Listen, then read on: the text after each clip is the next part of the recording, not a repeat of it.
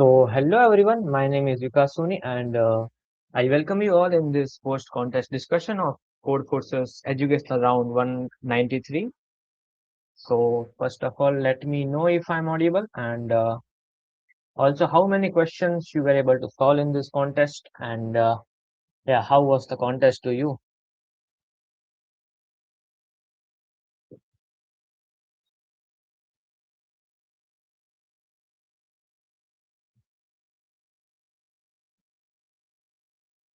Know if I'm audible? Okay, hello, just chill and how was the contest land of art and craft? Okay, let me first give the summary of this contest. I mean, the contest was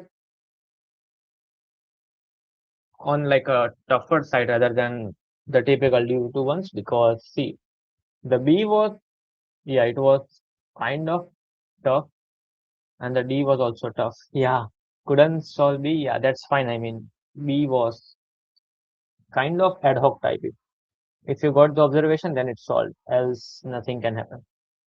You only solve one question. Okay, that's fine. I mean, just see this whole video, upsolve all this contest, and it's going to be fine. See, yeah, C was definitely the toughest question. Personally, I felt that C question was harder than the D. I don't know how there are so many submissions. Explain B problem more clear. Yeah, of course. I'm going to explain this in two different methods, and yeah, you are going to like the explanation for B. I have already prepared for this. So I think we should start the discussion. Let's start with the question A. Okay, so this is question A, and in this question, we are given n cards with the values 2, 3, 4 till n plus 1. Now, if I have to determine like if there are two cards, x and y, and I have to find that from this x and y who will win. So see, if any of this x, y, one number is divisible by the other one, then the smaller cards win, else the larger cards win. And we have to determine if there is one card that will win against every other card, and that's all we have to print. And n is still 2e5, so we have to do something in O of n or O of n log n. Okay, so let's analyze this. So this is our question A. So let's say n is equal to 5.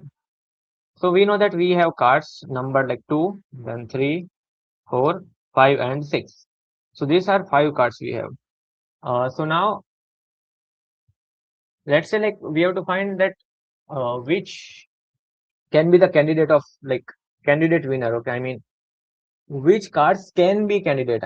Let's analyze this. See, this 6 can be winner. What is the condition for this? Okay, let's first of all analyze who is the winner is. So let's say we talk about these two cards. So in these two cards, the winner is going to be 2 because 4 is divisible by 2, and in this type of case, the smaller one is winner, right? And let's say we talk about these two.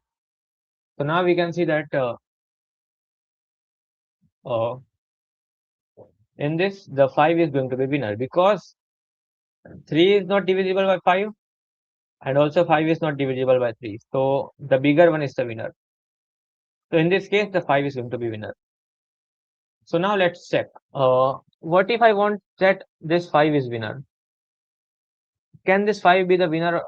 Like can 5 can win among all of these other cards? So yeah, the one thing is easy. Like I have to check if 5 is not divisible by 2. The 5 is not divisible by 3. The 5 should be not divisible by 4 because see, if let's say any value is divisible by 5, then the smaller one will win, right? And also for the bigger cards, like see, this 5 should divide 6, this 5 should divide 7, and so on. Then and only then this 5 can be the winner. So in this, let's try to see like, okay, let me say, can this 2 be winner or not?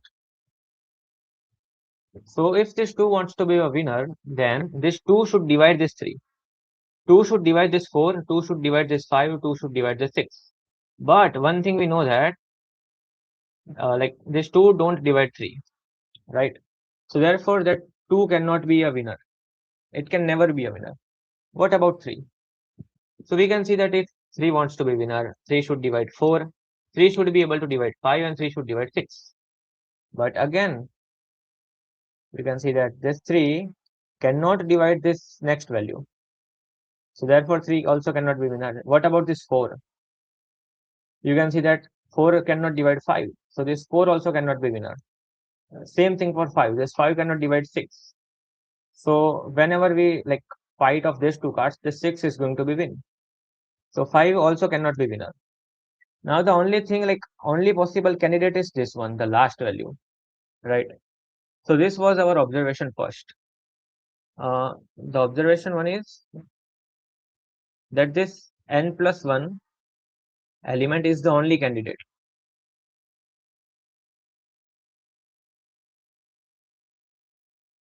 Only possible candidate. Right? Now you have to check that will this 4, sorry, will this 6 will win among each card, like or not? Okay. So you can see that all of the values are the smaller ones. So I know that the condition is that no other value, like no value should divide 6. That is the condition. So yeah, that's easy. Like see, there is only one value, right? So you can just try all of the pairs with 6, right? Yeah, that's just like brute force type thing. So you just fight 6 with 2 and see who will win. You fight 6 with 3 and see who will win. You will fight 6 and 4 and see who will win, and 6 and 5, right? So that's it. So yeah, the logic is simple. Fight n plus 1 with every other element, with every other card, and see who will win, right? So see, let's say this I and n plus 1 are fighting. Who will win? So if this n plus 1 is divisible by I, then this n plus 1 will win. Sorry, then this I will win. Else this n plus 1 will win. So yeah, you just have to check that is there any element here that divides this or not. If there is any like divisor here, then 6 cannot win, and the answer is -1. Else the 6, like this n plus 1 in the answer. That's it. So yeah, uh, the land of art said good, like that is just n plus 1 should be prime. Right. Because if n plus 1 is prime, then and then only there is no other value that can divide this n plus 1. So yeah, that's the condition. And there are two things, right? Either you can just pre-calculate all the primes and just check if it is prime or not. And the second way is just you just check for all of element. You check, hey, this 2 divides 6 or not, this 3 divides 6 or not, this 4 divides 6 or not. That's it. If any of this divides 6, then the answer is no. Else answer is yes. So yeah, that's all you have to see in this. Okay, this was not that tough. Let's see the solution. So yeah, this is I'm taking the input. I'm doing n plus 1, so n plus plus. So now my n will be just n plus 1, because see, when the n is equal to 5, my n plus 1 is 6. So that's it. So now my n is 6. So initially I just assume that this n plus 1 is the right answer, that this is the winner. I assume that n plus 1 is winner. Then what I do, I go from 2 to n minus 1 and check that, hey, is this n, like is this I can divide n or not? If it is, like if I can divide n, then I can say that n plus 1 is not winner, right? N plus 1 is not winner. So at that point, I just do flag is equal to false. And after iterating all of the elements and checking if there is divisible by or not, if the flag is true, then I can say there is one possible answer, which is n plus 1. else the answer is no.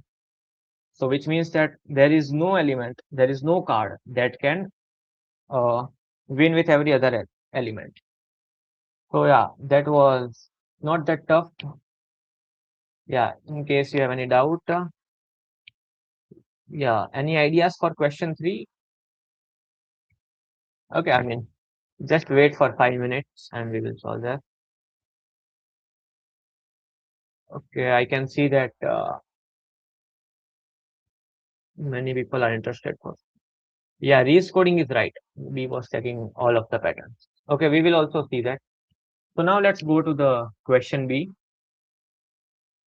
Okay, in this question, like this is all. Okay, so there are n single modules, and each module is a diode of certain color, and ith module is represented by color AI. And if there are two adjacent modules, so it can confuse the pilot. So we have to delete some modules of the panel such that there are no adjacent modules that have the same color. Okay, and after removing any number of module, I can also swap any two adjacent modules. Okay, and it is not allowed to perform one more than one swap. Okay, so this was like slightly confusing. N is still 2e5, so we have to do something in O of n or O of n log n. Okay, so let's first see what this question is trying to say. So this is this is question B. Uh, so I mean, let's say there is an array given to me. Let's say this is 2, 2, 2, 3, 3, 1, 5, 5. So like let's say this is the array, right? And this is like the color of something that doesn't matter. So what I want to do is I want to delete some element such that after deleting uh, each adjacent element should be different. So like let's say I delete this one, this one, this, and this one and this one. So after deleting the elements that are remaining is this 2, this 3, this 1, and this 5, right? These are the elements remaining. And yeah, I just want that each adjacent element should be different after deleting. But there is one slight twist. After deleting, I can also swap two adjacent values, right? So now let's say what I can do is I can just delete this one only and I delete this two only. So now the elements that are remaining are 2, 2, 3, 3, 1, and 5. And now you can see that I can swap these two elements. I can swap these two elements. So now my array is 2, 3, 2, 3, 1, 5. And this is valid because there is no two elements that are same, right? There are no two adjacent elements that are same. Okay, so that's it. And I just have to return that how many maximum element I can have after deleting such that each is different, each adjacent values are different. Okay, so let's say what if okay, so one way to think is let's say what if we don't have to do the swap operation, then what is the answer, right? What about without swap? So without swap the answer is going to be the number of different these boxes, right? Let's say this is one continuous segment. Let me change the color. Like this is one continuous segment, this is another, this is another, and this is another. So in this, like if the swap was not possible, then the answer is going to be 4, right?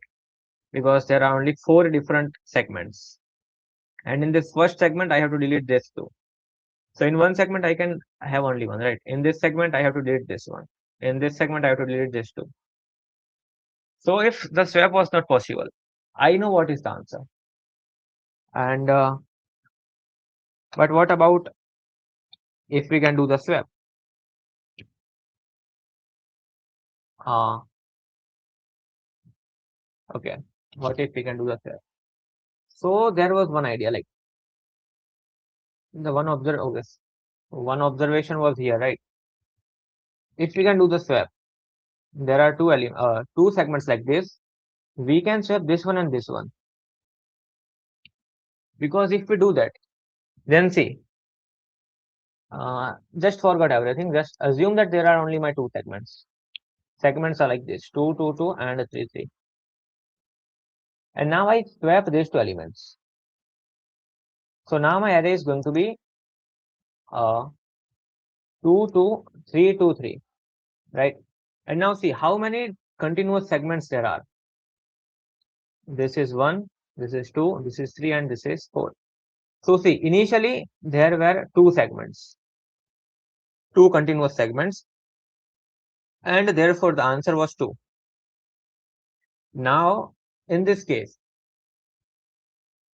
there are 4 continuous segments. So the answer is going to be 4. And this was the best operation we can do, right? Because see, what is the answer? The answer is nothing but number of continuous segments. This is my one observation. So I just want to increase this number of continuous segments. And I can find that if there is like one segment like this, which is length greater than 1, and there is also another segment which have length greater than 1, I can swap these two. And now there are going to be 4. Like the answer will be added by 2, right? Initially the answer is 2, now the answer will be 4. So answer will be incremented by 2. What is the another case? Let's say my array is like this. My array is 3, 3, 3, and 2. If this is my array, so like how many different segments are there? There are 2 segments, right? This is one segment of length 3, and this is one segment of length 1. Answer is equal to 2. Like if I don't do the swap, right? Like if I don't do the swap, then I have to delete this one and delete this one. So there are only 2 elements remaining. So answer is 2. Okay. But now what I can do is I can swap these 2 elements. And if I do that, what is going to be happen? So if I do the swap, this is going to look like this. And how many different segments there are? Now there are 3 segments. So the answer is equal to 3. So I can do that. My answer is incremented by +1. And if this like segments are like this, where length of both segments is greater than 1, then my answer is going to be incremented by 2. And I just felt that yes, this was the only 2 possible cases with the swap. Either I can increase my answer by +1 or by +2 by swapping 2 elements. I cannot increment my answer by +3, right? There is no way. Like let's say my array is like this. There is no swap such that the number of continuous segments will increment by 3, right? So that's it. Okay, so now let's say my array is like this. What is going to be the answer? So see, without swap, my answer is, so there are this much continuous segments. This is of length 3, length 3, length 1, length 4, and length 3. So here my answer is 5, because there are 5 different segments, right? There are 5 continuous segments. So without swap, my answer is 5. But what I can do? I say that, see, there are 2 segments such that this has length 3, this has length 3, which is both is greater than 1, right? So I can just swap these 2 elements. Because if I do that, now see, this will be 2 and this will be 1. So now there are going to be, like initially there are 2 segments in this range, but now there will be 4 segments. One segment is this one is this, and last segment is this one. So in this, I can say that my answer is incremented by +2. So my answer will be 7.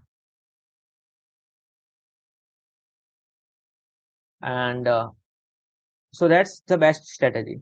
If I can, okay, that's just the logic, right? This is the logic. See, uh, if there are,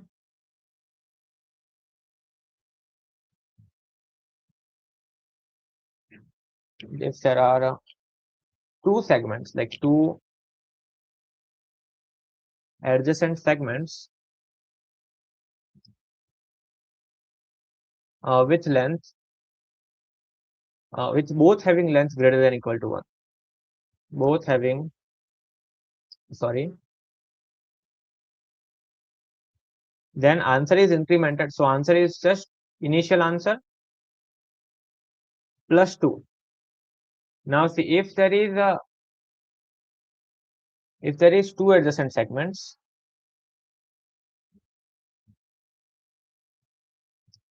where at least one has length greater than equal to 1, then the answer is going to be initial answer plus 1. That's it. So I mean, let's dry run this and you will understand why this logic works. Uh, and don't worry if you are not able to like understand this one. I'm also going to explain the another simple logic. Like it is just like the brute force way. Okay, so see,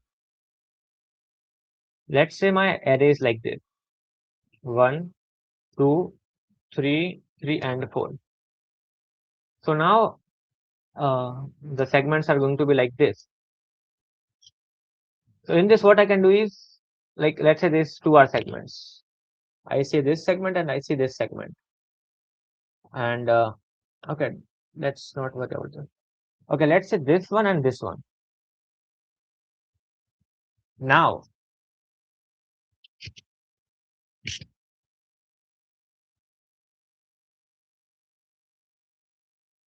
uh, let's, yeah, E was tough. E was, I'm new to CF. What will be my rating? Oh, I mean, you will see after the contest. I solved C just 1 minute after contest. That's bad. Yeah, it took me 1 hour to implement B.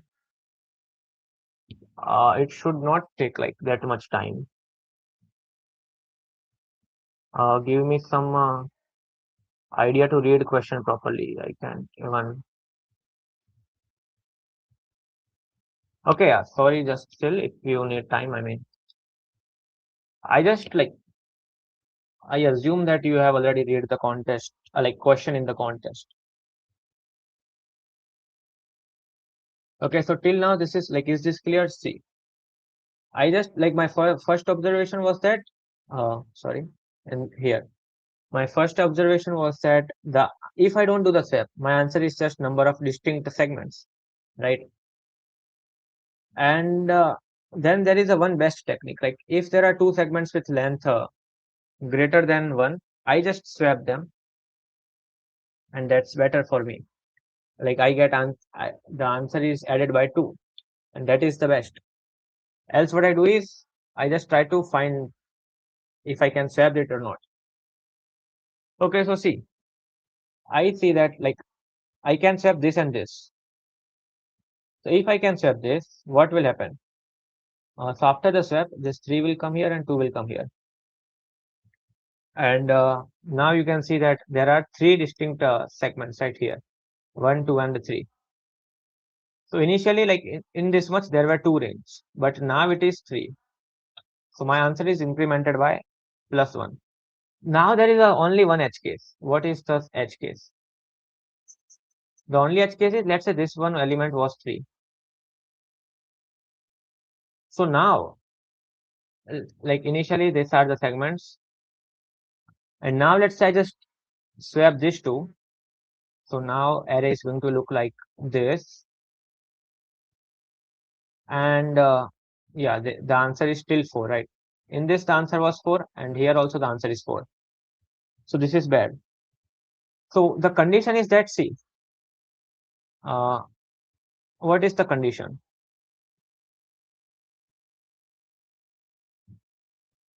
The condition is that see, uh, the condition is this element and this element should be equal.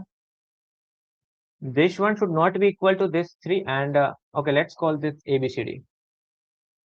Right? Let's say this is A, this is B, this is C, and this is D. Right? I am just iterating on each pair like this, A, B, C, D, and if C, if this C is equal to D, these two are same. So I know that I want it to swap with this one. Uh, okay. So this is the condition. Sorry, and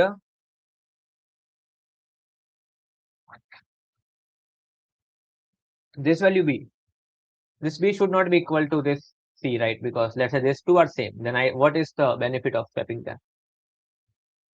Okay, that's cool. But the only extra condition is that this element, and this element should not be the same. Because if they are the same, like let's say this is the case, then after swapping, there is no benefit. So that's it. So this is the condition. Right? If C is equal to D and B is not equal to C, and also A should be not equal to A. If this is the case, then I can increment my answer by +1. Why? Because I will just swap them, and now my answer will be incremented by +1. That's it. So it's like I break the one segment, right? Initially, this was the segment. I just break this segment because after swapping, you can see that there is a new segment. So this was my one condition. Okay, it can also happen on the right side, right? Let's say this is the case. The condition is again simple. These two should be same, and this should be different. That's it. So if this is A, this is B, this is C and D. So if this A is equal to B and this A is not equal to C, I mean these two are different, and this A is not equal to D. If this is the case, then if there are only four adjacent elements like this, then I can increment my answer by +1. And what about this best case scenario where I can add my answer by +2? Can you see how the four elements are look like here? Okay, let me remove all the stuff. See, these are my four elements, right?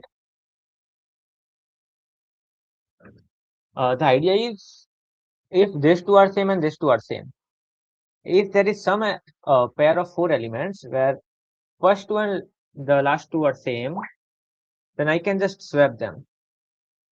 So after swapping, yeah, I know that my answer is going to be +2. So yeah, that's it. And the third condition is that if A is equal to B, and so like first two are same and the last two are same, and yeah, the first and the last A are not same. If this is the condition, I can get +2. So yeah, so if you just like take observation like this, there is only three conditions, and in this three condition you can get the answer. It was as easy like this. Let's dry run this and you will understand. Okay, let's say my array is like this.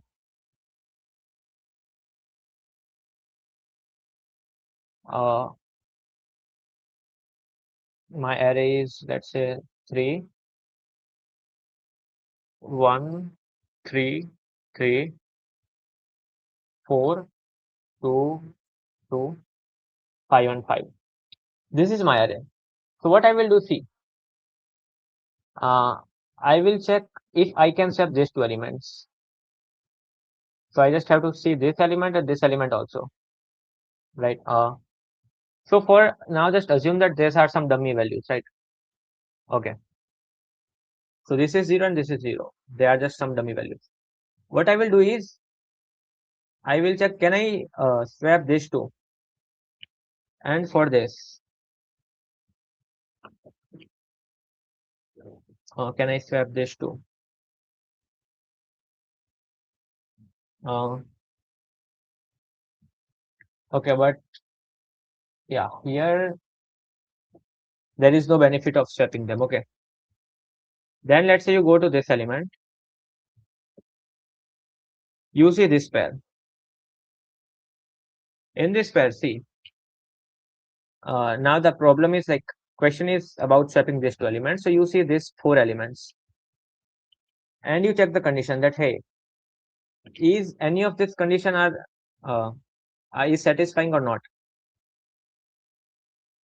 And in here, there is no condition satisfying because see, even if you swap these two, there is going to be no benefit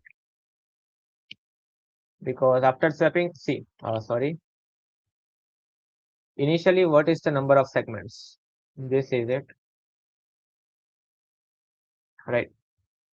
So initially, like there are three segments like this, and after you swap these two, so you swap this two, it's a three and one. Again, still there are only three segments, so there is no benefit. And yeah, that's what our code is checking. Then we go to this pair, like this four element. We see this is A, this is B, this is C, and this is D. Uh, what will happen? I will check that like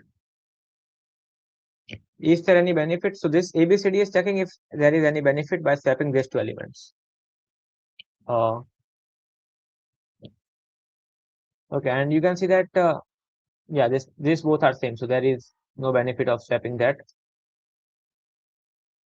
So you will just check this condition. Like first of all, this condition is satisfying? No, because A is not equal to B. So this is not satisfied.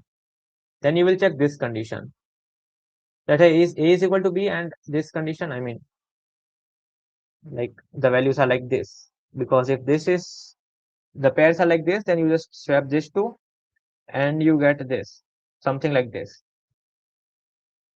Right? And you can see here there are three segments and here there are four segments. Okay. And yeah, this condition is about the case where the segments are like this, 1, 2, 3, 3. And you can just swap this middle two and yeah, initially the segments are 3 and now the segments will be 4. 1, 3, 2, 3. There are 4 segments. And my answer is incremented by +1. Okay, that's it. So therefore, yeah, the idea is simple. You just iterate on all four, like or four adjacent elements like this, and check these three conditions. If this condition is satisfying, you can get the +2. If this is satisfied, you can get +1, or you can get +1 if this is satisfied.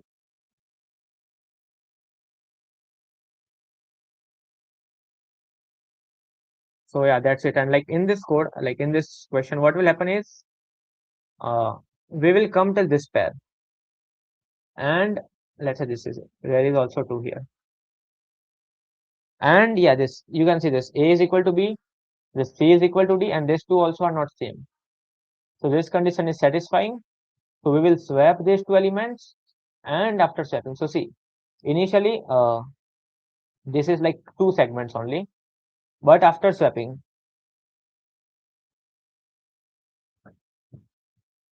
you can see that now there are four segments. So answer is incremented by +2. Yeah, so that was the one approach, and yeah, the code is also very simple of this first approach.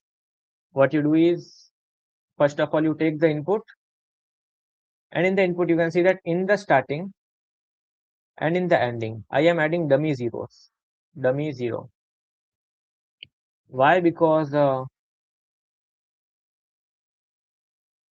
point is, let's say I have to swap these two elements, then I need this value. Like I need this pair. So yeah, therefore this I just add some dummy value 0. So that's it. And now I just take, like, this is my benefit. What is initially my answer? How to find that? Okay, so let's say this is the case, and I want that what is the initial answer without any swapping. So we know that my answer is just number of segments, right? Number of different segments. So like this 1, 2, 3, 4, 5, and 6. My answer should be 6. And counting this number of segments is easy, right? I just have to count that at what point the segments are changing. So see, if this next element is not same, I can see that this segment is changing, right?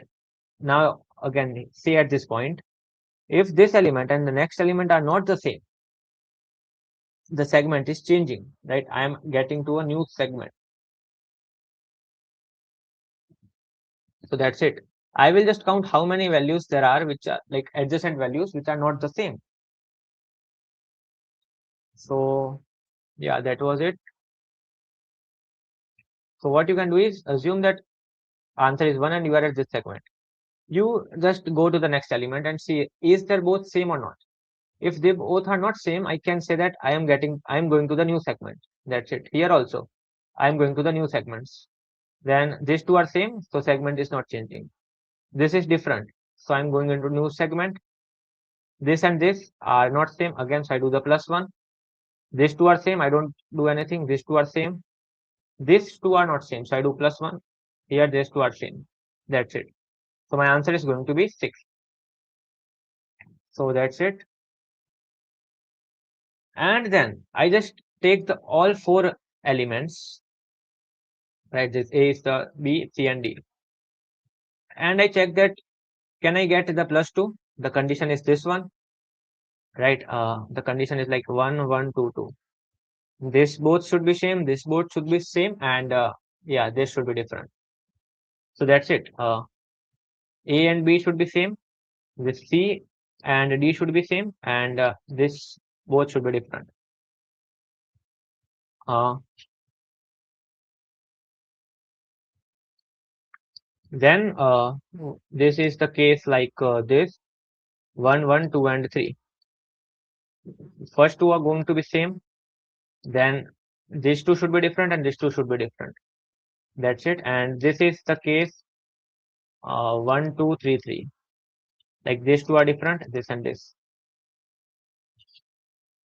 So yeah, I mean this was a easier code on the implementation, right?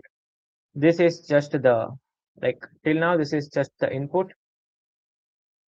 You just have to find the initial answer and what is the benefit you can get, right? So like benefit can be 2 or benefit can be 1, and then our answer is going to be just initial answer plus benefit. Okay, so did everyone understood this thing?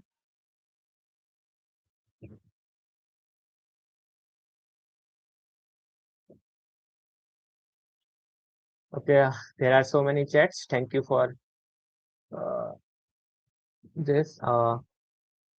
I felt implement it was pigeonhole idea for me. I don't think it was pigeonhole. Like the idea was very simple in C at this point.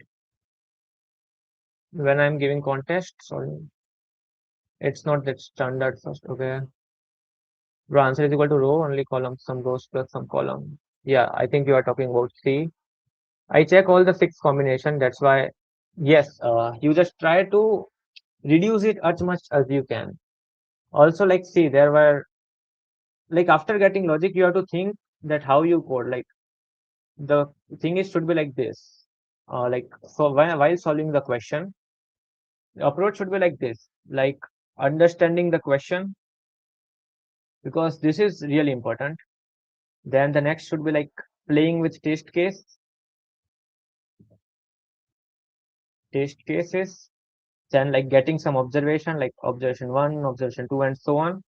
And then let's say after that you get to the logic.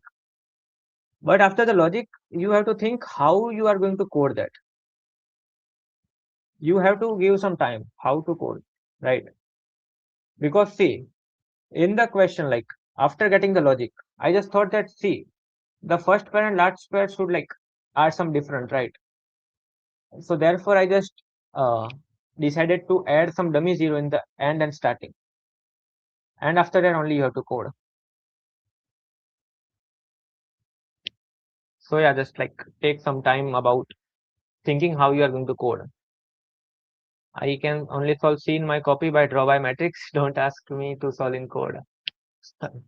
Okay. No, bro. The element belong to A is equal to 1, belong to A is equal to 3, and both is equal. Okay. Okay. That's fine. Yeah, that's people are discussing about C. That's fine. Okay. Now let me talk to you about the approach 2 of this question. So the approach 2 is different. Like, see, approach 2 is easy. This is just like brute force or it. Brute force. What you are going to do is that, like, let's say this is my elements A1, A2, A3, A4, A5, A6, and A7, right?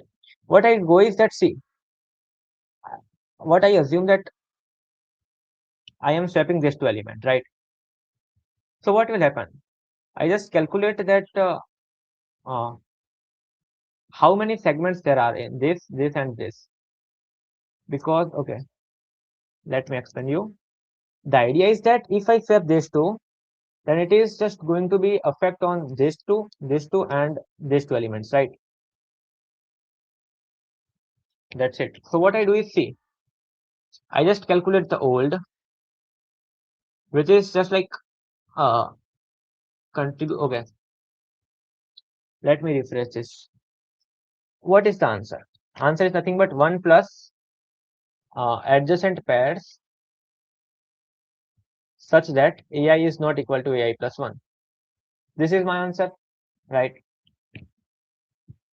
So what I do is I just say that what is the answer of these three pairs?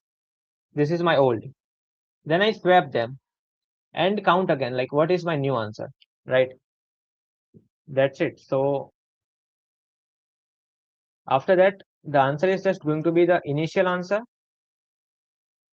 plus the new contribution minus the old contribution. So yeah, this is just like the brute force. You just swap them and say like which are changing.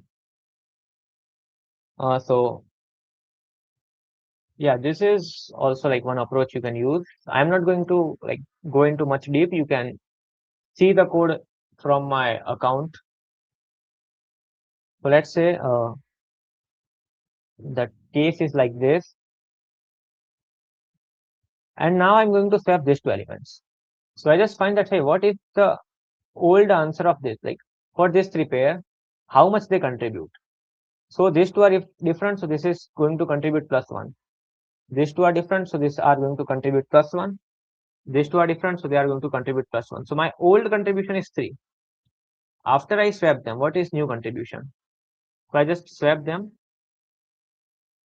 and the new contribution again, I just check them. Like, are two different? Yes. So this contribution is plus 1. These two pairs will contribute plus 1, and this two also contribute plus 1. So new contribution is also 3. So from that, I know that my answer is just initial answer plus this new minus this old. So yeah, this is 3 minus 3. So I can say that after swapping, my answer is just going to be same as initial answer. So yeah, that's also you can do. So in the old, you just find that how many pairs there are, like in this three pair, how many pairs are same. Okay, it was greedy with implementation. He was greedy. Also, let me check if I can open my submission. So this was like the brute force technique I used in the question B. Okay, is it clear till now? If it is clear, then we can go to the hardest question of our discussion, which is question C. Like the D is way easier than the C, in my opinion. B solution is pretty good. Yeah, thank you so much. This one, if you like this. Also, like let me know if this both strategies are clear.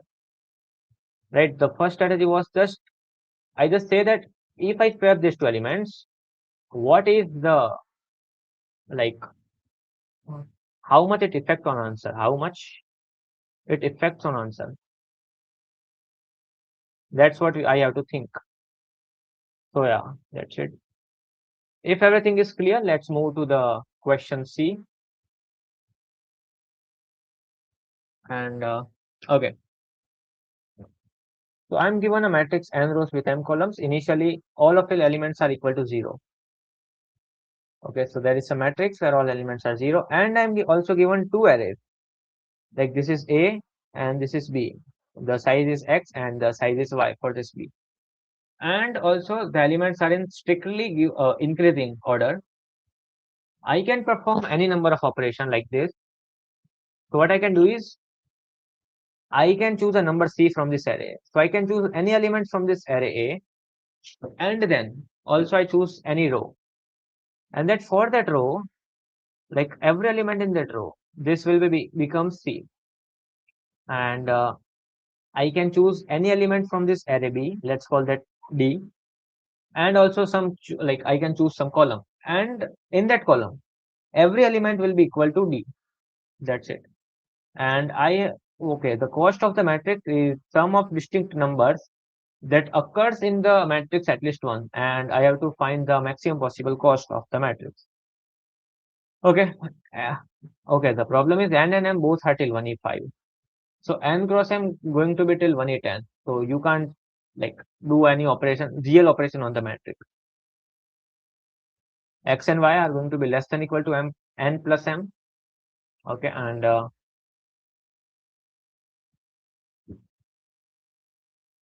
okay, let's first of all analyze this. What this question is trying to say. So this is our question C. Uh, so initially assume that n is equal to 4, m is equal to 3. So this is like there is a matrix of 4 cross 3. Let's draw that matrix of 4 cross 3.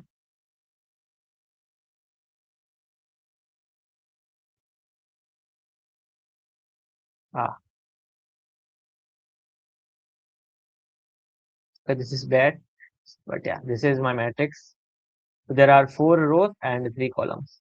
And also assume that my array is like this. A array is like 8, 5, and 2. And my B array is like 3, 2, and 1. Okay. So in one operation, let's say we do operation from this A. So I can choose any row. So let's say I choose this row. Okay. Also initially every element is 0.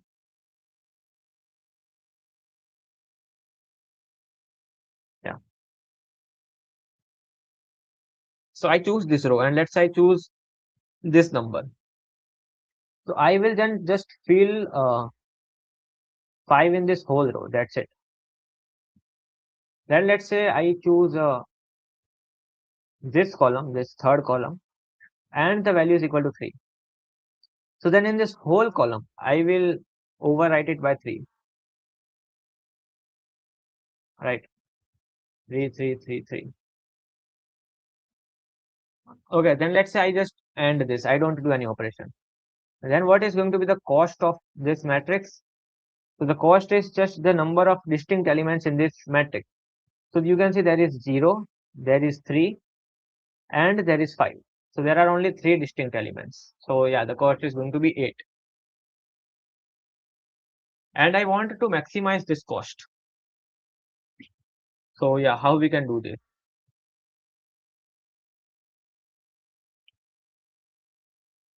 Okay, so by just looking, one observation is clear. Like, uh, let's say if I'm selecting some row and I have to select some value from this A. So my first value will always be this 8, because this 8 is the one which is giving me like the maximum answer, right? Or you can say maximum contribution. So rather than this, like, let's say this 5, I will choose 8 because it's a 0. So I choose this row and I choose 8. So this is 8. Uh, okay, yeah. Then let's say I take this 5, and for each row I can fill this 5. So yeah, this 5 will be everywhere. Then I can select this 2 and then this 2 will be here. And let's say I select this column. And now just see, there is one important observation. Like let's say I just selected all rows and filled all of the elements. Now the problem is that, uh, let's say if I select this column then and do the operation. Okay, so this will be overwritten and this will become 333. Then let's say I choose this two and I just iterate on this. So each value is going to be like, now each value in this column is going to be 222. Now you can see, like, I cannot choose this column and overwrite it by 1, because if I do that, then this 8, this 5, this 2, everything is going to be overwritten, right? Everything is going to be lost. So this is the maximum I can do. So you can see here that, like you can see here that one way I can do is like, see, first of all, just put all the rows, right? Like as we do here. And if I just put all of the rows here, like do the operation, then I can only use this m minus 1 columns only. That's it. Because see, this value, right? 8, 5, and 2. This 8, 5, and 2 are here. So yeah, the uh, observation is that I can select n values from the array A, or sorry, n not x. Like this is size of the A is x and size of B is y. So one thing I can say is that I can take x value and then I can take y minus 1 values only, right? That's it. Because see, if I take all the values, then this column will also be overwritten, and yeah, then there will be no contribution of this row. Like there will be no benefit of doing the row operations. So I can either take x value from this, like I can take all values from this and y minus 1 value, or yeah, or what I can do is I can take x minus 1 values from this and I can take y values from this. Okay, let me just explain this again. uh, okay, let's take this test case 2222 and 1423. So okay, let's take the test case. So in this test case, n is equal to 2, m is equal to 2. So my matrix is going to be a 2 cross 2 matrix. Initially, every value is 0, and my A array is it is 1 4. Yes, it is 1 4, and my B array is 2 and 3. So see, what I can do is I can either I can just say that, hey, just do all of the row operations. Okay, for better, let's just say this is 5 and here there is 6 and these are 3. So this, sorry,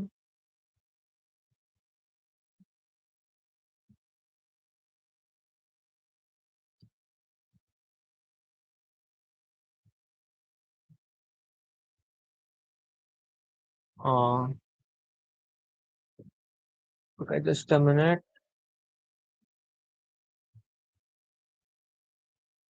Okay, this is okay. So n is still 3. So yeah, this is going to be a 3 cross 3 matrix.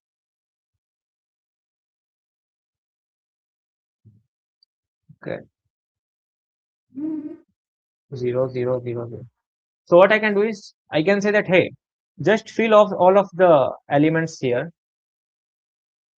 So like what I can do is I can select this row and fill 1 1 1 here, or you can say 5 5 5 here.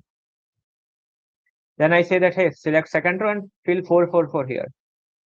So I can, like, I fill 4 4 4 here, and I just say, like, after that fill 1 1 everywhere. Okay, so I just fill one everyone. And after that, I can say that I can reuse this column and this column. That's it. I can reuse m minus 1 columns now. Right? I can reuse m minus 1 columns. Because see, I cannot use every column, because if I use every column, then these values are going to be deleted, right? This 5, 4, and 1 will be deleted. But I can use, let's say, this to first two columns. So let's say I just select this column and overwrite it by 6. So every value will going to be 6, and I select this column and fill it 3. So 3, 3, 3. So now you can see that like each contribution of every row operation is still there, right? And also there are new columns. So what is the answer in this case? The cost is 1 plus 4 plus 5, which are from this A array, and plus 6 plus 3, right? So you can say 1, 4, and 5, which are from this row are here, and then there is 6 and there is 3. So see, I can take n values from the first array and m minus 1 value from this second array, or the another case is I just do the reverse of it. So the reverse is that I just fill all of the columns in initially. So yeah, what I do is I just fill all of the columns like this, and then I just use the n minus 1 rows. Okay, so yeah, so after I just, okay, let me write it again. So see, we have done 3 operation on the each column, and now I can do 2 operation of row. So let's say I take 5 and I take first row. Now each value will be 5, 5, 5, 5, and I take the second row and I take the value 4. So yeah, this will be 4, 4, 4. Now what is the cost of this thing? So like from the first row, there are 2 elements, which is 4 and 5. And there is 2, there is 3, and there is 6. All right. So yeah, that's it.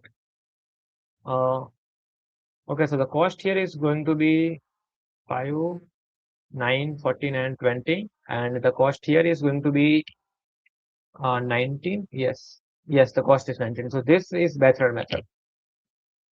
So this was my first observation. Okay, sorry.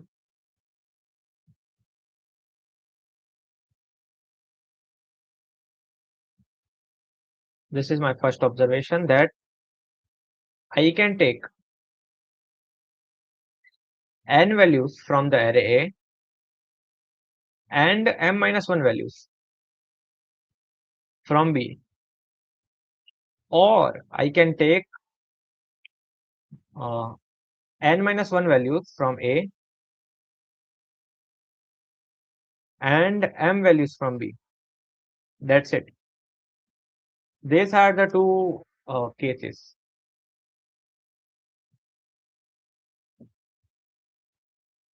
Like, is everything clear till now? Let me know in the live chat.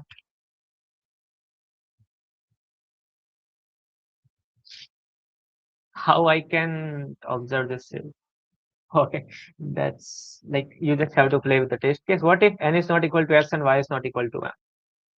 Okay, then it's also okay. See, uh, let's say in this case, yeah, this, like the n and m were only 2.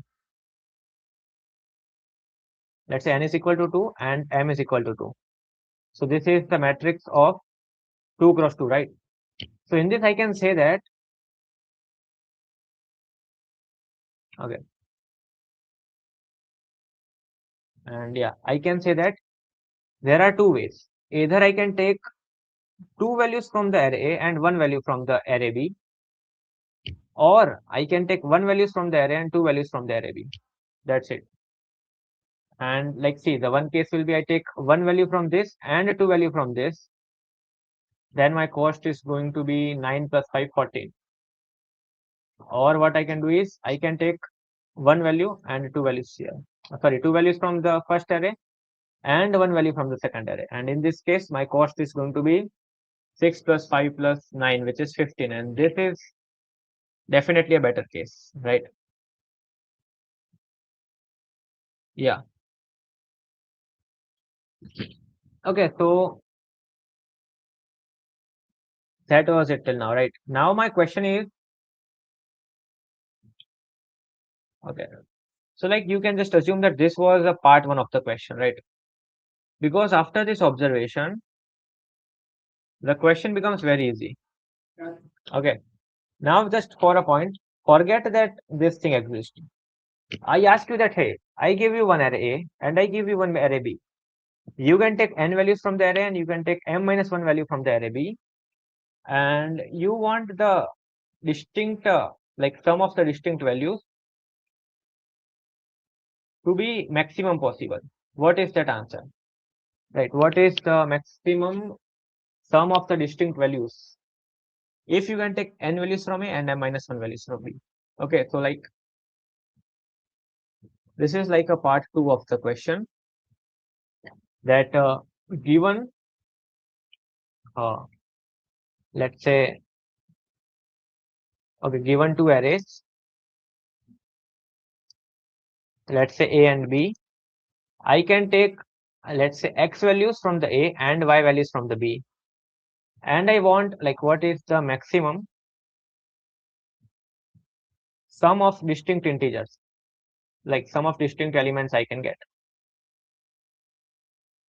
Okay, that I have to return. Because if I know this, what I can do is I can just call two function, right? I give this array, uh, okay, like if I have this function that returns with this, then I give this array A, array B, this value n and m minus 1, and I get one answer. And also in that function, I give this, and whatever is maximum, I take that. So now this is the question. Okay, so let's say this is my array. Okay, so now, for now, assume that let's try to first of all use some greedy technique in this type of questions. Okay, so let's say my array A is like this, and my array A is 6, 5, 4, 1, and 0, and my array B is 7, 5, 4, 3, and 2. Okay, for now, just like forget this. That's it, 3 and 2. Okay, and now I have to like return what. Let's say I can take how many? Let's say I can take two values from this array A. So my x is equal to 2 and y also is equal to 2. Okay, and yeah, now I have to find this answer. Right, what is the answer I can make? So also let's have some multi-set or something here to store the answer. Okay, so see, one great technique is I will always take one of these first two values, right? Because they are going to be maximum benefit, right? They are contributing the most of it. So let's say this is 7, this is 6. So first of all, I take this 7 from this array B. Okay, so like this is my answer. So this will be at 7. I take this. Right now my y is equal to 1 only. I can take one element only.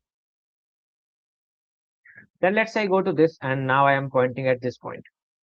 Then I can say that for sure the second element I take will be one of these two only, right? Because see, let's say I take this one, but why to take this one when I am getting more benefit here? So that's it. So now which element we will take? We will take this 6. So my x is also 1. Now comes the main question of this, right? Like main problem, right? This is also 5 and this is also 5. I know that I can take only one 5, right? So for sure I will take this 5, but which one will take this, right? I mean, see, will this A array will take and I will do this x is equal to 0, or will this B array will take this 5 and I will do this y is equal to 0? Which one I will do? This is the main question. So yeah, can anyone like you know the answer for this thing? Let's try the both cases. Okay, so see, this was 7, this was 5. So let's say I choose, like I have already chose this and this. Now let's say I chose this 5 from the array B. Okay, so now there is, yeah, you can say that there is no benefit of taking this 5 here. So yeah, this is it and this is point. So now yeah, you can see that this B cannot take any other element because yeah, it has to take two elements and it had take two elements. That's it. So after that you will take this A. So now in this, what is the answer? So yeah, I have take this 7 plus 6 plus 5 and plus this 1. So my answer is going to be, what is the answer? It is 14 plus 5, 19, right? But now you can say that, hey, if I did not take this 5 and I have taken this 5 from the array A, then I can get some better answer because uh, let's say I choose this, and I choose the 5 from this array. Now there is still one element remaining for taking from array B. So I take this. And now my answer is 7 plus 6 plus 5 plus 3, which is 21.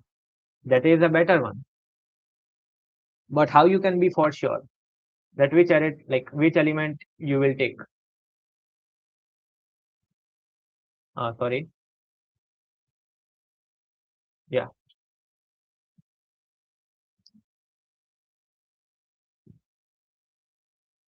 Okay. 1 0 mine and star in the string or something. Any. Okay. So if it is star, then it means that it can be taken from any two elements.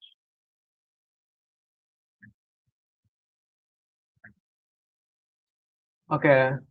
But yeah, the next one, the problem is that how you are going to define which element is 1, which element is 0, and which element is star.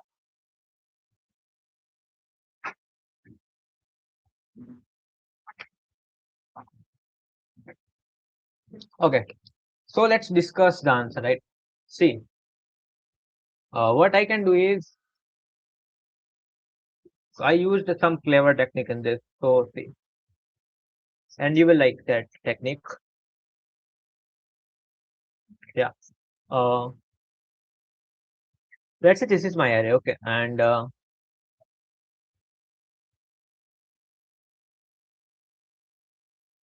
mm, what I can do is that mm,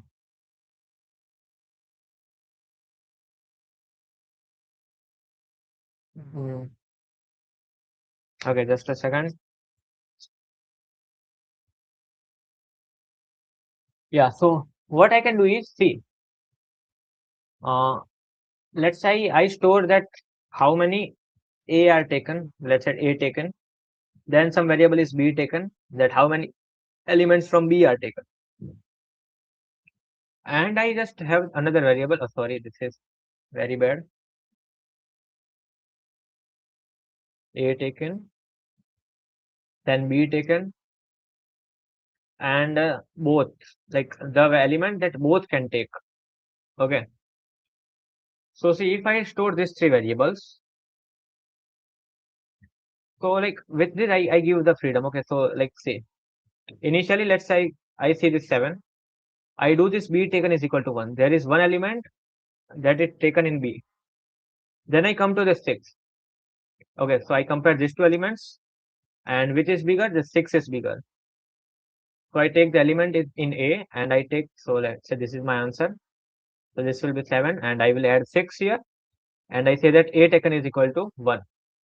Now let's say when I come to this point, I don't assign them to A or B. I just take them, I just say that, hey, there is one value that both person can take. I have not already decided that which one is taking, right? So like this is just saying that there is one value that both can take. So I don't assign him to this. I just say that, hey, the both is equal to 1 and I add that into the answer. Okay. So after that, this will also increment it to this and this will also increment it to this. Now comes the main point. See, what I do is, uh, again, like x is equal to 2 and y is equal to 2 in this case, right? So what are the conditions? X should be, A taken. So the values I taken from the array should be less than y, less than x. The value I take from the B should be less than, y. And this A taken plus this B taken plus this both. This should be less than equal to x plus y. So these are the total element I take and this should be less than this total. Okay. So see, now comes the really important point. There is 3 here and there is 1 here. So now I check. Now I see that, okay, 3 is bigger. I check that can I take this 3 or not? So yes, I can take this 3 because I can take 2 elements and I have only taken 1.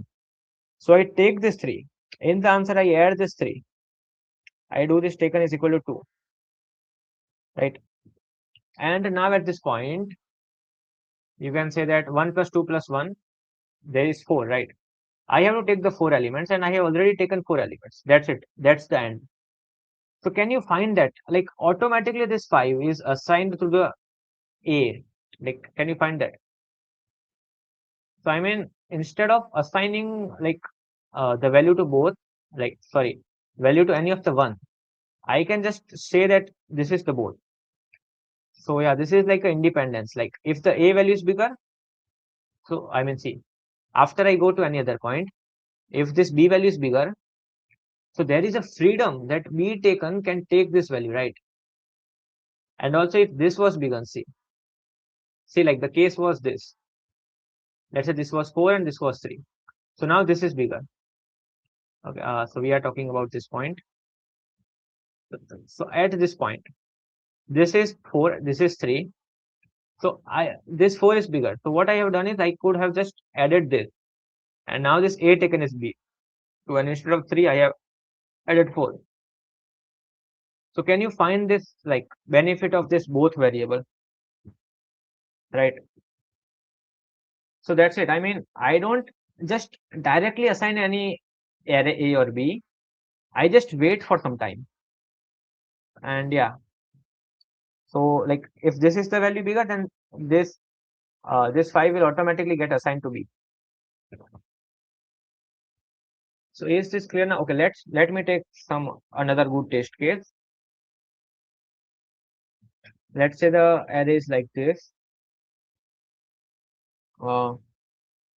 6, 5, 4, 1, and 0, and 7, 5, 4, 3, and 2. And x is equal to 3 and y is equal to 3. Okay, let's take this 8 also. Yeah. Okay, so now let's take this A taken, this B taken, and the third variable is both, right? What should be the condition? Condition should be this A taken should be less than x, this B taken should be less than y, and the sum of this A taken plus B taken plus both, this should be less than equal to x plus y, right? So see, first of all, I'm taking at this, like my pointers are pointing to these two values. This is P1 and this is P2. This P1 is greater than P2, right? So I take the P1. First of all, I check that, can I take this element? Yes, I can take this. So I take this element. So in the answer, okay, in the answer, I add the 8 and I do this A taken is equal to 1. Okay. And I move this pointer. Now I check that which element is bigger. This one is bigger. So I add that into the answer and I do 8, like B taken is equal to 1. So yeah, after that, this will point here and P1 is here. Which value is bigger? This P1 is bigger. So I add this into the answer. I say that, hey, A taken is plus plus. So A taken is equal to 2. And now comes again the main point. These both are same. So I just say that I have not like decided in which I have to put this both element. So I just put it into this variable. So I just do this both is equal to 1 and add into the answer. So this is like 5 is taken for sure. But I have not I have not decided which array will take that. That's it. So after that, this P1 will also incremented and P2 will also be incremented. Okay. Again, both are same. So I cannot decide that which element is taken. So I just add it here. So both is equal to 2 and add it to the answer. Then do the P2 plus plus and the P1 plus plus. So P1 will point here. Okay. See, now this is 3. This is bigger. So I just check that can I take this element? So yes, this BT is less than should be less than Y. So yes, I can take this, and also this is the condition, like total element should be less than equal to x plus y, which is 6. So yeah, the elements I have take is 5 only. So I just take this into P2, and so I add it into the answer. I add 3 into the answer. I do this BT plus plus. So yeah, this will get incremented here. And after that, you can say that this condition is now satisfied. Like there are total 6 elements I have to take, and I have take 6 elements. That's it. So yeah, this was the best answer. And see, this value was A taken, this was also A taken, this was by B taken, and this was by B taken, right? And after all, like these two values are like manually like selected by any of this array. It doesn't matter. So yeah, that was the logic of this question. So the main observation was this one. Like if uh, there are duplicate values in the array, then instead of just assigning it to any other, I can just wait for some time. And yeah, that's it. Is this clear till now? Hey guys, yesterday I crossed expert. Yeah, congratulations about that. I don't know, I feel confident or like, yeah, I crossed expert level. I don't know. I just, okay. I mean, like, why you are not feeling the confident? I mean, being expert is a good thing. Yeah. Okay, let me know if everything clear till now. If yes, then let's just see the code. Okay. So the code starts from here. And yeah, I just take the input. This is input. And I just reverse the array. See, because the array is given like this, but I just want this 4 to be first, right? So I just reverse it. So now my pointer can move to this. So I just reverse the array, and sorry, there are two options, right? I can take n minus 1 elements from the A and m elements from the B, or I can take n elements from the A and m minus elements from the B. And whichever gives me the like better answer, I take that. So answer is just maximum answer of these two cases, and I just print that. And this is the second part. Okay. So this is like uh, can take an element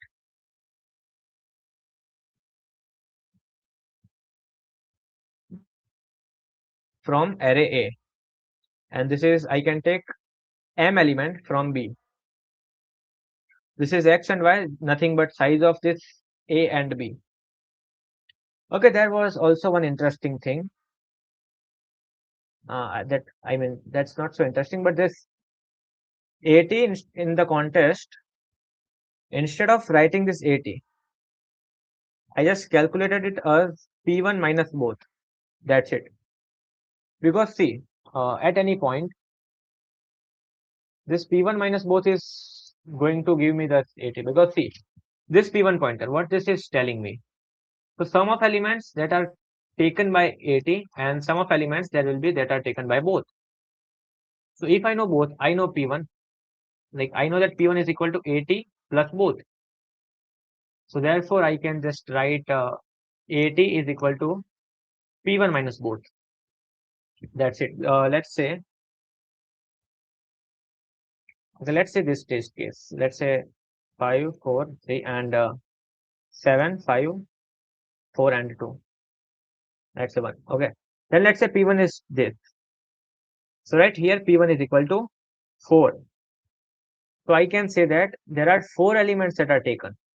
Okay. And see, at this point, both is equal to 2 because this is duplicate.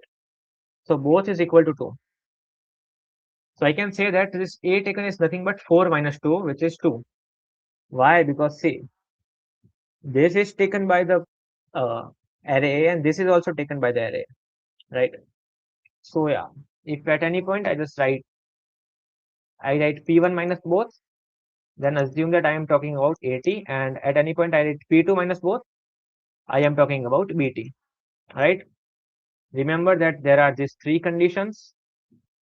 Okay. So the logic is going to be very simple. See, let's say I can't take any element from the array A, from A. So then for sure take from B. Like I will take the element from B, right? Then if let's say I can't take from array B, right? So let's say I have taken all of the elements out from the B, or let's say this B taken is equal to Y. Like I cannot take any further element. Then I know that for sure I will take from B. Sorry, take from A. Else what? Else, let's say if the both values are same, if A of P1 is same as A of P2, then I know what to do. Like add this into answer and do the both plus plus. If this A of P1 is greater than A of P2, then do like add this into the answer, else add this thing into the answer. So yeah, that was the logic. So yeah, initially this P is 0, P2 is 0, and both is 0. Answer is equal to 0. So until like any of this array is not filled, and I can take the element. Okay. So like there is some element remaining and I can take the element. So then I check that, hey, like this is the case when can't take from P1. Okay, let me write it from this. So this is the case when can't take from array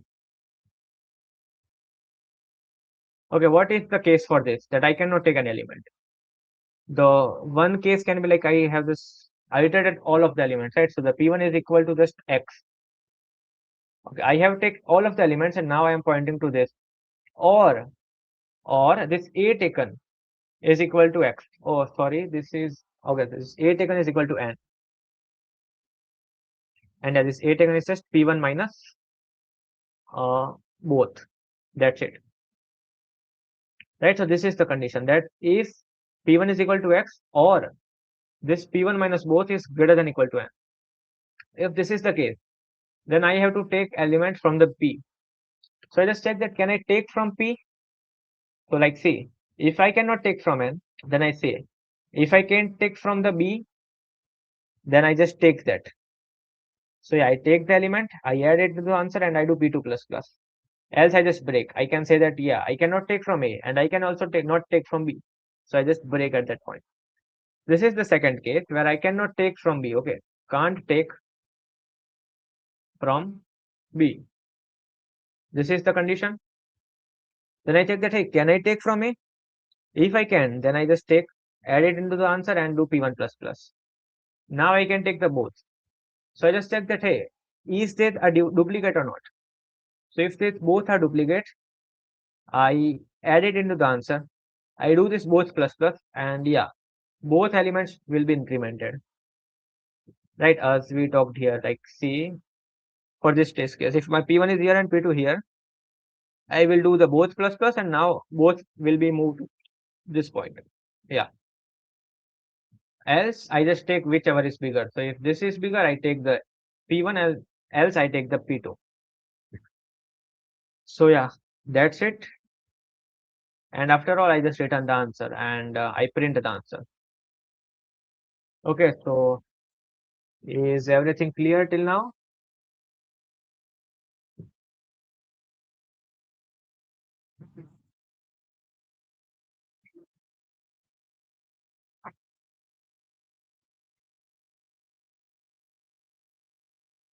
Yeah. Okay, so like this was just like a two-part question. One observation was this, and then another was this greedy technique to find the answer.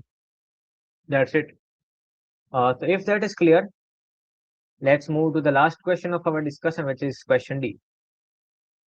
Okay, so yeah, this okay. So there is a two-dimensional map, and my ship is initially at point 0, 0, and I have to reach point x comma y, and I have some engine, and that has a jump vector a comma b.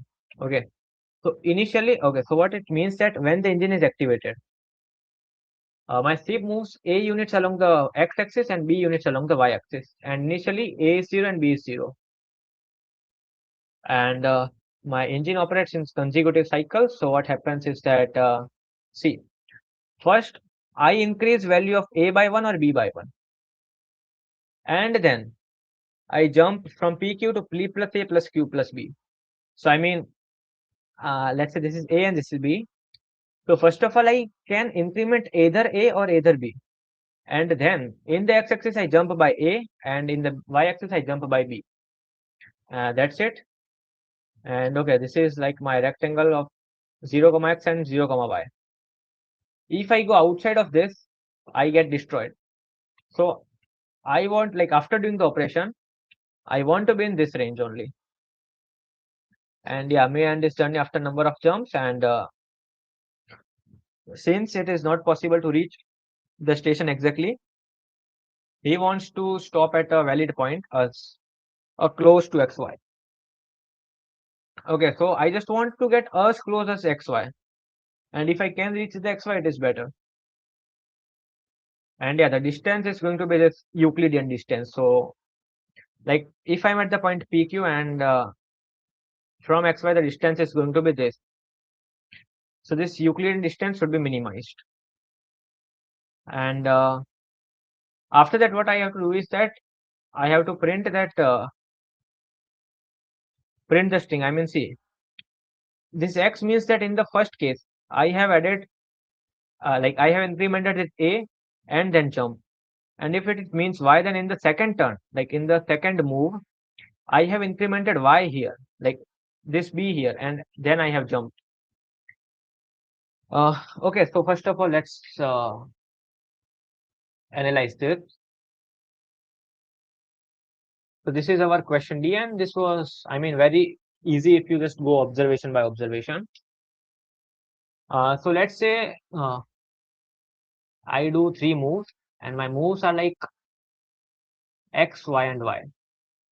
So what I do is that on the move 1, okay, I'm initially at point 0, 0.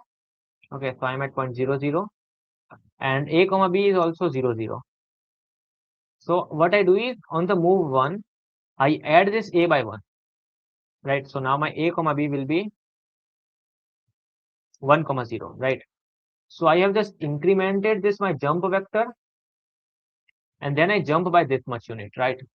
So initially I'm at the 0, 0 point. So my final point will be this plus this 1, 0. So this is will be 1, 0, right? So now I am at point this 1, 0. Okay. Then let's say, so this is my x and y axis value. Then let's say on move 2, I increase the y by 1. So I increase the second value. I do b plus plus. So now my a and b are going to be 1, 1, right? So after that, like I am at this position 1 comma 0, and I add the 1, 1 here. So I go to the point, sorry, 2 comma 1, right? And then after that, let's say in the move 3, I do I do again b plus plus. So now my this jump vector are going to be 1 comma 2, right? Initially they were 1 1 and now they are 1 comma 2. So after that I jump so in the x-axis I jump 1 unit and in the y-axis I jump by 2 units. So what was my initial x and y? They were 2 comma 1. Now I jump by 1 comma 2 units, right? This is my jump vector. So my final vector, like my final thing is going to be 3 comma 3. Okay, that's it. So after doing this operation like x, y, y, I am at position 3 comma 3. That thing I know. And yeah, that's it. So now let's say the first thing I like that came into my mind was to just play with it. Like, let's say what are the values for all of these different different values of different type of these strings. Okay, and I hope this what the string means is clear to you, right? Like let's say the string is xyy, then in the move one, I do y plus, sorry, b plus plus, and then jump. In the move two, I do x plus plus, and then jump. Sorry, a plus plus, because a is my jump vector. And then in the move three, because this is x, I do a plus plus and then jump. So yeah, this string is denoting me this thing. So now the first thing you should do is to like let's say I take all of the string of this, and that's what I did in the contest. So yeah, this was it what I did in the contest. See, let's say my string is like x x y y, right? So on the step one, what will happen? Sorry. So I know that. Okay, let's see the case of x x y y. So see this. Initially this is ab, which is 0. I do x plus plus, so this ab will be 1 comma 0, right? So when I jump in my answer vector, I am doing plus 1 into the x-axis and I'm doing plus 0 into y-axis, right? Then again I do x, I incremented the a. So now my a and b are going to be 2 comma 0, right? So when I jump, I'm going to do the plus 2 into the x-axis and plus 0 into the y-axis. And in the third jump, I am doing plus 3 into the x-axis and plus 0. And after I incremented jump, I am going to do plus 4 in the y-axis and plus 0 into the, sorry, plus 4 in the y-axis and plus 0 in the x-axis. And if my string is like this, in the end, I'm going to be at 10 comma 0, right? And that's it. I just find all of the string like this. Okay. And now let's say, let's try to take some of observation from this thing. Like, can you find some observation? Okay. Yeah. And this is okay. And let me tell you, this is nothing but just like the binary way, right? This is just 0 0 0 0. Then this is 0 0 0 1. This is 0 0 1 0, and yeah, so on. So I mean 0 means x and 1 means y. So okay, there is one really important observation. What? It is that let's say this is my x and this is my y. So can I say that x plus y is always 10 in this case? See, for any value you take, that 6 4, this is 3 7, this is 1 9. The sum of this is going to be 10. This was a major observation. And like, what is the second observation? Like, one thing I can say that I can make any values. Like, uh, I can go to any coordinate such that this x plus y is equal to 10. That's it. See, this is, I can go to 10 0 9 1 8 2 7 3, and yeah, every coordinate. So like from just drawing this table, these are the two observation I got. Okay. Uh, So let's say if you make some, let's say this is the 2D map.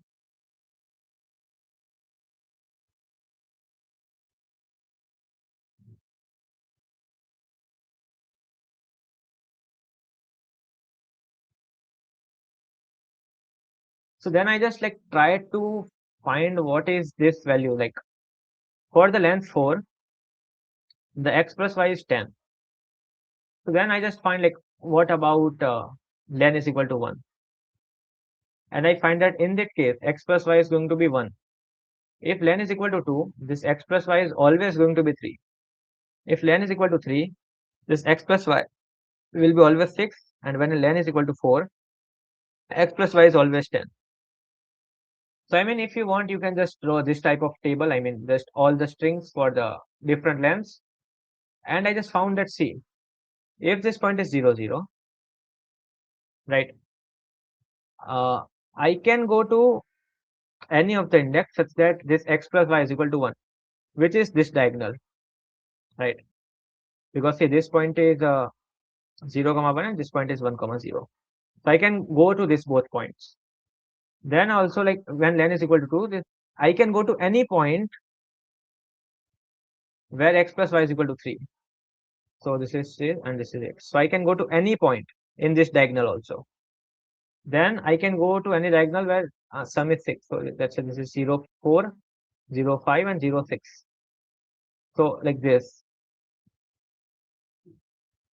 right? Okay. So this was my observation. And from that, okay, let me give you a very nice and a clever way of thinking about this solution, right? Okay, let me just, yeah, okay. Let's just assume that this is the string. Okay, this is our string, right? So now see, in the fourth second, like in the fourth move, I do this a plus plus. So can I say that? Okay. Also, let me just write the values of a comma b, right? So on the first second, a comma will be 1 comma 0. On the second, this will be 1 comma 1. Here on the third move, the a comma b will be 2 comma 1, and at this point, this will be 3 comma 1. So I can say that, see, this 2 comma 1. So there are two 2's because of this, and the 1 is because of contribution of this. So can I write that this one is going to be contributed in only this case, like in this second only. This x is contributing in this, like here and here.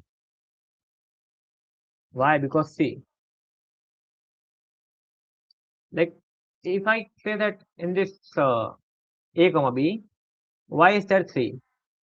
3 is here because there are 3x before it, right? So this x has contributed exactly 1 in this case. So I mean, I can use, like, you can write like plus 1 here in the x-axis. Okay, this is, let's write this as x-axis. This y is contributing again plus 1 here in the y-axis, plus 1 here in the y-axis, and plus 1 here in the y-axis. And this is adding plus 1 here in the x-axis, plus 1 here in the x-axis, plus 1 here in the x-axis, and plus 1 here in the x-axis. Okay, so like this is another way of saying this thing. And you can see that, see, this is nothing but 1 plus, so this will contribute at 1, this will contribute 2, this will contribute 3, and this will contribute plus 4. So 1 plus 2 plus 3 plus 4, that is 10. So therefore we can say that any string which is at length is equal to 4, the sum of this is always going to be 10. Because see, if this is x, then because of this element, it will contribute plus 4 in x-axis. And if it is y, then it will contribute plus 4 in the y-axis. So it doesn't matter it is x or y, it is always going to contribute plus 4. So that's it. And yeah, this was it. So I mean, see, can you see here that for the length 1, when x plus y in 1, it is nothing but 1. This is nothing but 1 plus 2. This is nothing but 1 plus 2 plus 3. This is nothing but 1 plus 2 plus 3 plus 4, right? So, okay, that's it.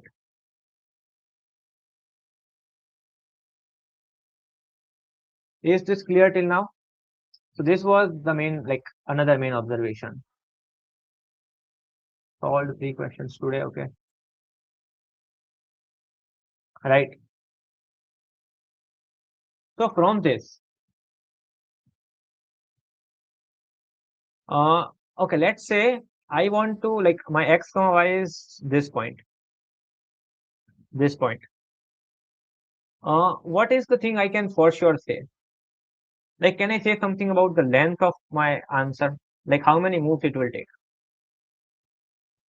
Okay, so if you are not still understand that, let's say, also, okay, let's see another observation. See, let's say if x is here, x is here, and x is here. So by just looking at this, I can say that this is contributing plus 4, this is contributing plus 3, and this is contributing, sorry, this is contributing plus 2, and this is contributing plus 1. So after all, where I reach, my x-axis is going to be for sure 7, and this is contributing plus 3 into the y. So this is 3, right? And why? If you still can't understand them, then just do the movement and you will just get this. Right, because, okay, that's it. So you can just say that any x at this point, it will contribute plus 4 and so on. Okay, so let's say this, here is my x comma y. Here I want to reach. Okay, let's just say some more. Like, let's say this is 0, 7, 0, 8, 0, 9, and 0, 10. And there is one diagonal like this here also. This is a big diagonal. So, like, in this diagonal I can reach, in this diagonal I can reach, in this diagonal I can reach. And then I ask that, like, if I have to reach at this point, one thing is clear, I cannot reach at this point. But I can for sure say that the answer is going to be for sure one of this. This is my second observation. Because see, you can see that this is near this, right? Like, this as x is more near to my answer, but yeah, in the question we cannot go outside of this box, right? So we can say that this x cannot be more than n, and x, and also y cannot be more than m. This is also the condition. So therefore, I can for sure say that this is it, right? So this, my, like, length is going to be uh 2 in my answer. That's it. So this was my second observation. And can we find that easily? So see, uh, like, for some len, let's say len is equal to x. What x plus, sorry, let's say len is equal to y. So for that, any point it can reach, okay, any point we can reach from length 4, x plus y is going to be, sorry, let's call this I. X plus y is going to be I into I plus 1 by 2, right? Like, see, when the length was 4, this x plus y was 10, which is nothing but 4 into 5 by 2, which is nothing but 1 plus 2 plus 3 plus 4. Okay, so this is like in terms of I square, right? So this x plus y is 1/8. So I can find this length is always going to be less than 1/4. So I can just iterate on each element, like I can iterate on each length, and I can find the biggest length, right? I can find the biggest length uh, such that this x plus y have to be less than equal to n plus m. So n plus m is where I want to reach. And this x plus y is nothing but len into len plus 1 by 2. So I mean, this is nothing. This is just saying that this like 10. Like, so see, let's say if let's say my n comma m is equal to 7 comma 3. So what I will do? I will check that, hey, is can length 1 can reach this? Okay, so for the 1, the x plus y is going to be, or you can say len into len plus 1, len plus 1 by 2. For 1, it is going to be 1. For 2, it is 3. For 4, it is 6. And for 3, it is 6. And for 4, it is 10. So, like, one thing is clear, right? The answer is, okay, I go here. Yes, this 3 is still less than this. This 6 is still less than sum of these two. And this 4, which has 10. So, yes, this 10 is less than 7 plus 3, less than equal to. So, I can for sure say that whatever the answer is, the number of moves will be 4, always. That is true. Okay. So now let's say this is clear. The number of moves is this, right? The number of moves is let's say 4. Now see, if I can reach exactly to this point, that is okay. Else what I have to do? Else there are still so many options, right? See, the point is, I can know that yes, the answer is going to be one of these 4 points, but which point? And how you are going to find that? So this is like the part 2 of our question, right? Because after this, the question is going to be very easy. Okay, or let's say let's just say that my x is equal to this, and now I know that uh, my answer is going to be only one of this thing, and my length is going to be 4, right? This both are just one. Sorry, length is going to be 3. This both are just same one thing, but still there are so many points.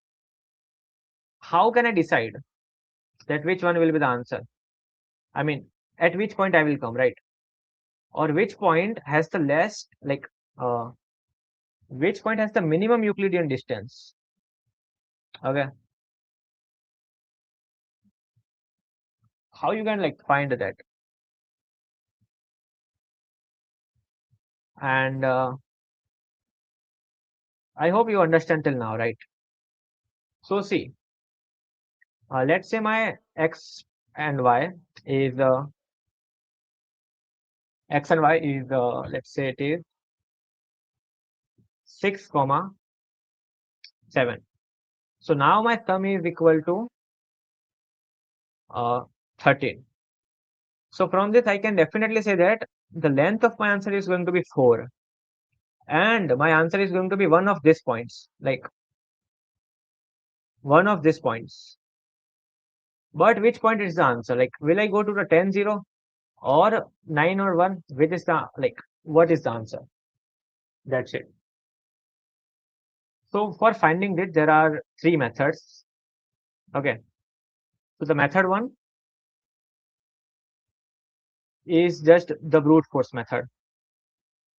And in the contest, I mistakenly used this method and got the TLE. Why this doesn't work, right? Because see, let's say len is some value. Because I just forget this thing. Let's say the len is something like 24. Then the number of points are going to be okay. So if my len is 1e4, then I can say that my sum is equal to 1e8, right? Because see, if my length is equal to 4, then my sum is equal to around 6, around 10, which is something like n square, right? So still now there are this much points, and if I take exactly, there are always some plus 1 points. See, because here the sum is equal to 10, so there are 11 points, right? From 10 comma 0 to 0 comma 10, there are 11 points like this. Yeah, I mean there are some points that are repeating, but distinct there are 11 points. So if length is 1 is 6, there can be 1 is 8 points, and you cannot use brute force. So this method fails. Okay, so how we are going to do this? Okay, is everything clear till now? Fine. Uh, so how do we find the best point? Right. Let's say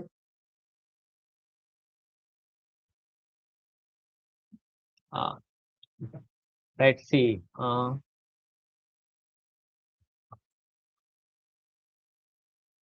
Because in this test case, like 7 comma 3. Okay, just a minute. When my n comma m is 7 comma 3.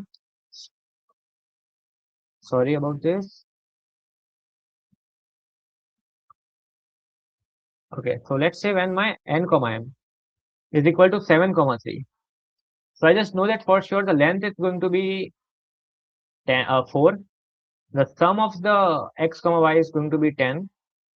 So I mean there are 10 possible options,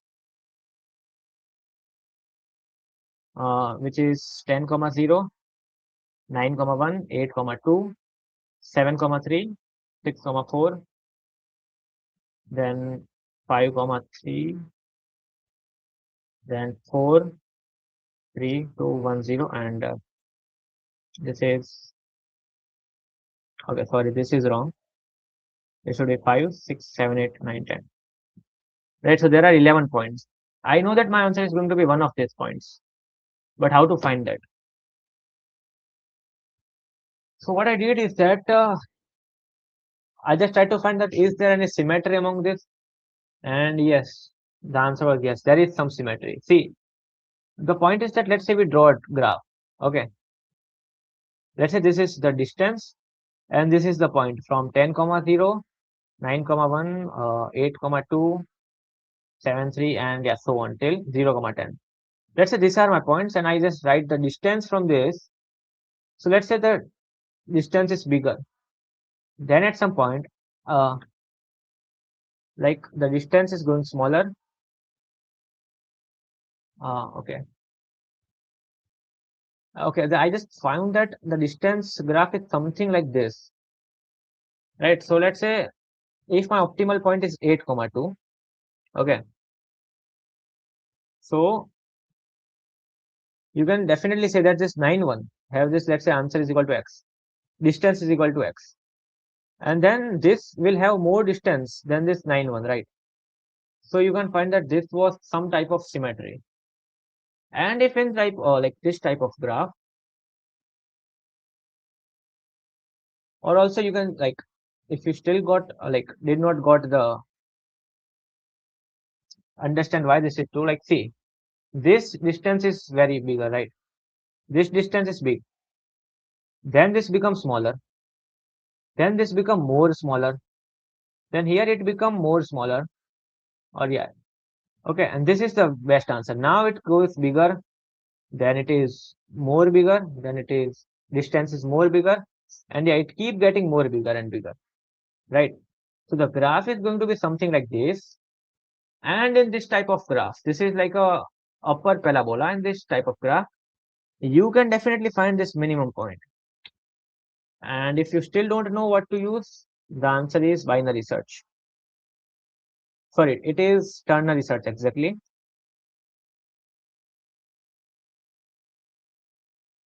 And there was another thing. Okay, this will take you as a like log of number of points. So number of points can be at most 1e8. So yeah, it will be log of 1 of 8, 1e8. And there is a method 3 that I used in the contest. That is just a formula, like making the formula. And see, because this is a formula, like this is a parabola. Like let's write what is the distance. Okay. So let's say this is distance is equal to some function of x. Okay, let me just explain you one thing. So let's say sum is given to me. Sum is given to me. Let's say sum is equal to s, right? Then let's say my x coordinate is x. And can I say that my y coordinate is going to be s minus x? Because I know that this x plus y is s. So let's say there is a point. There is a point which is x comma s minus x. What is its distance? So let's say distance is nothing but the function of this x coordinate, right? So it is going to be nothing but n minus x square plus this m minus y square, right? So now if you just open this, it is going to be okay. Let's also write this is n minus x square, and this will be m minus s plus x square, right? Because this y is nothing but s minus x. So when you open this, it is going to be n square minus 2nx plus x square. And the second part is going to be, let's just, okay. So this thing is going to be x square plus 2 times, okay, I just assume that this is one thing. So this is x square plus 2 times x times m minus s plus this m minus s square, right? So now let's just write this. Let's just do the grouping. So there are two values of x. So this will be 2x square. This is our function, like distance function, okay? Then what are the factor of x? The factor of x are like 2 times m minus s minus 2 n times x. Plus there is some constant term which is n square, which is this one, and m minus s square plus m minus s square. Okay. So this is like a function of parabola, right? X square plus something time x plus c. So this is ax square plus bx plus c formula. And now you know that how to find the minimum point of this. Yeah, I mean, we have already learned this into the JW time, right? We just have to find this thing. So let's just differentiate this. So f of x is going to be 4 times x plus 2 times m minus s minus 2n. Okay. Mm,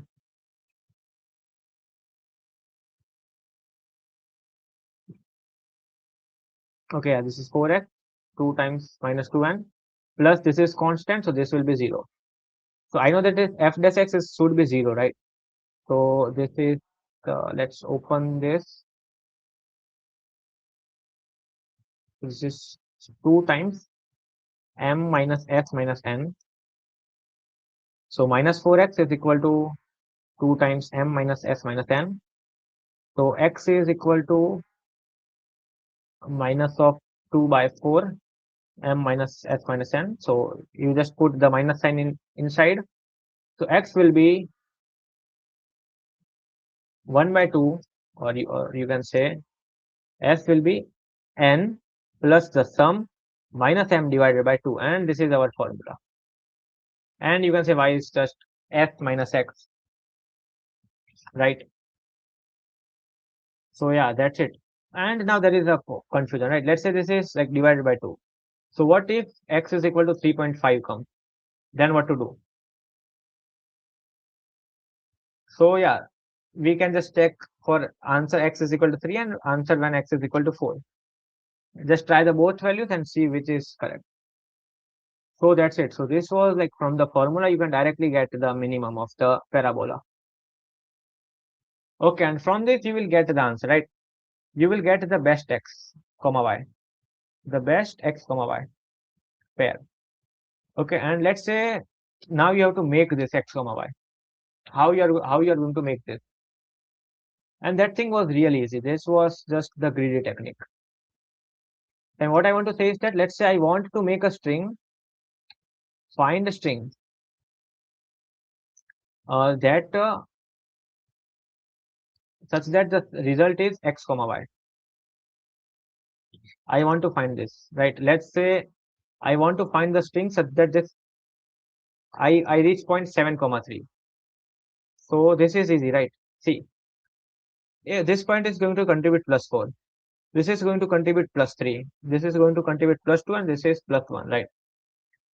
So what I can say is that I want to make x is equal to 7. So I go to this point. If and I just put the x here.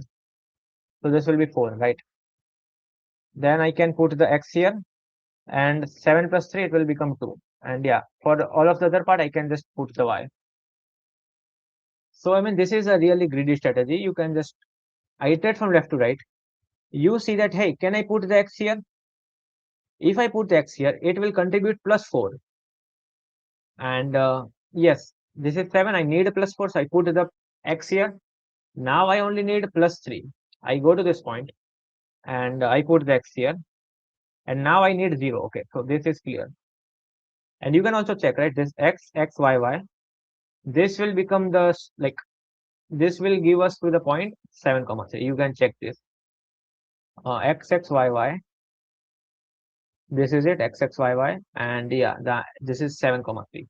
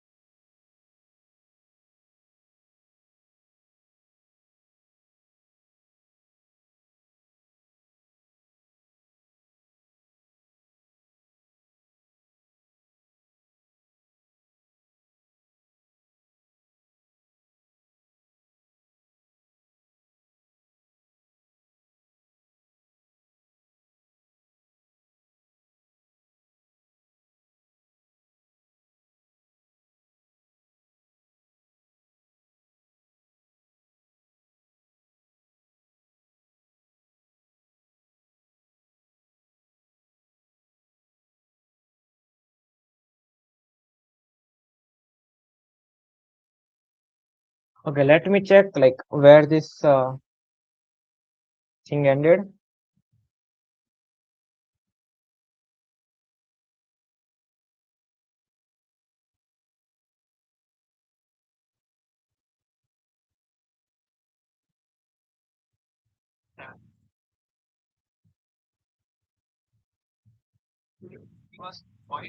Okay, yeah.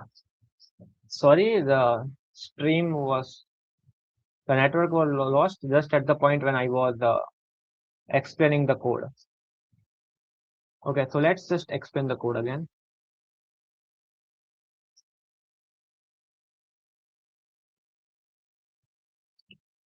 Okay, so see, first thing is also let's just dry run with a test case so that you will know better. So let's say my n comma m is 7 comma 5. So the sum is 12, right? So what I do is part one is just find the length of the string in my answer. So initially my length is equal to 1. Then I check can 2 be the answer or not. So if 2 is the answer, then this 2 into 3 by 2, this should be less than or equal to 7 plus 5. So I just check this, that 2 into 3 by 2, is this less than equal to the sum? So yes, that is less than equal to the sum. So I just do len is equal to len plus 1. Now I just check can 3 be the answer? So 3 into 2 by 2, sorry, for the 3 it will be 6 and 6 is less than equal to 12. So now my len will be equal to 3 and after that I check that can 4 be the possible answer. So yeah, for it like for the length 4, the sum is 4 cross like 4 into 5 by 2, which is 10, which is less than equal to 7 plus 5. So therefore I do length plus plus and now my length is equal to 4. Length is equal to 4. And then I check about 5. So 5 into 6 by 2, which is 15. That is not less than equal to 13, right? So I just break at that point. And now I know that in my answer, there are going to be 4 moves, exactly 4 moves. Okay. Then there is part 2, like find the x. And we know the formula of x, right? X is nothing but n minus m plus sum by 2. But still there can be two values, right? So what we can do is first find just the floor of it, and in the second one take the seal of it, right? There are two x values, and whatever distance is less, just take that x. So that's what I do. So see here, this is my x1, which is this, and x2 is nothing but x1 plus 1. So these are my two candidate points for which I have to take, like, so they can be the answer. So when x is equal to x1, y1 is going to be just sum minus x1, right? And if x coordinate is this much, y coordinate is going to be this much. So for the x1, y1, the distance is this much, and for x2, y2, distance is this much. Now, whichever distance is less, that is my answer. So if distance 1 is lesser, I know that my x point will be x1, else my x point will be x2. Okay.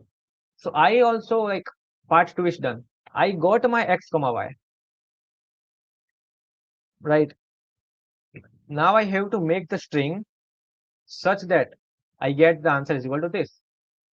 And that thing is easy, right? I mean, we have talked it. So see, this is a 0th index and this will contribute plus 4. This will contribute plus 3, this will contribute plus 2, and this will contribute plus 1 to answer. So this is nothing but the length, which is 4 minus 0. This is length minus 1. Or you can also say this is nothing but length minus I. So I know that I need this much x. Okay. My x coordinate should be this. So I need this much x. Can I, should I write x at this point or not? If I write x at this point, ith point, it is going to be contribute length minus I. So if need is greater than length minus I just put x at that point. I just put x, and from the need, I just like reduce 4. So what will happen in this case? See, uh, let's say my x and y are they are 6 comma 4. So I go to this point. I say that this will contribute 4. Initially, my need is equal to 6. I put xx here, and now I know that my need is just 2. I go to this point. This is 3, so I don't put x here, because if I put the x here, then my x axis like will go more than 6. I come to this point. Yes, I need a 2 and there is 2, so I put x here and that's it. And everything else is going to be yy. And you can also check that for this xy, for this xy, I go to point 6, 4. So yeah, that's it in the answer. So yeah, this was to problem D. So if everything is clear, let's end our discussion here.